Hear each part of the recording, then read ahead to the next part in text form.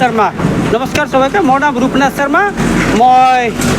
এজন English teacher হয় চিমলটাপুৰ শংকৰাজান জাতীয় বিদ্যালয়ত কাম কৰোঁ ছাৰ এই ৰাস্তাটো আগত কেনেকৈ আছিল আৰু আজি কোনে বনাইছে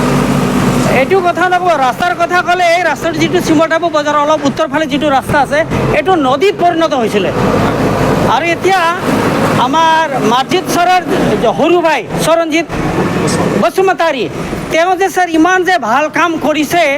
আৰু ইয়াৰ আমাৰ কথাত আমি উল্লেখ কৰি ক'ব নোৱাৰোঁ ইমান যে ভাল কাম কৰিছে এতিয়া চাওঁ এতিয়াৰ পৰা মোৰ মতে ছাত্ৰ ছাত্ৰী যিবিলাক স্কুলৰ ছাত্ৰ ছাত্ৰীহঁত আছে সিহঁতৰ বাবে বৰ ভাল হ'ল আৰু আমাৰ যিবিলাক এই এলেকাৰ যিবিলাক মানুহবিলাক আছে সিহঁতৰ বাবে অহা যোৱা কৰিবৰ কাৰণে বহুত সুবিধা হ'ল বৰ ভাল লাগিল sir thank you very much we want him for this work ইয়াতে প্ৰত্যেক দিনতে আপোনাৰ হাজাৰ হাজাৰ মানুহ অহা যোৱা কৰে ছাৰ ইয়াতে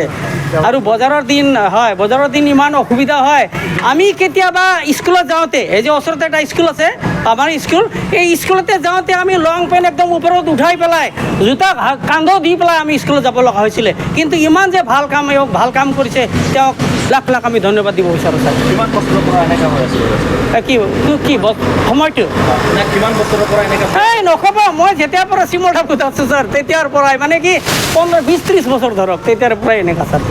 আজি ভাল লাগিছে আজি বহুত ভাল মই ধন্যবাদ দিব চাওঁ বহুত ভাল গোটেই মানুহ আপুনি সুধি চাওক সকলো একেবাৰে খুচি এই কামটো বৰ ভাল লাগিল thank you very much for this work sir